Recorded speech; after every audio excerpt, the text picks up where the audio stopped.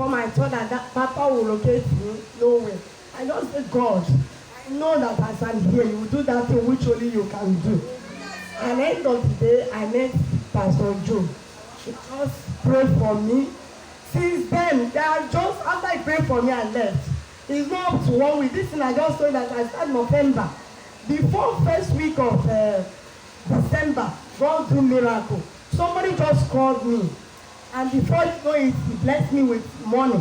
And that money I used it. I met Pastor Joe and said, I want to go back for Cotonou because they seized my market for 2 times for Cotonou. I cannot be able to do anything. For 4 months, I'm just staying, roaming around. So Pastor Joe asked me, he prayed for me, I said I should go. Behold, as I went to Cotonou, come back. As I'm telling you, Pastor Joe said that I will celebrate Christmas with happiness. Anything I want to eat, I will eat it.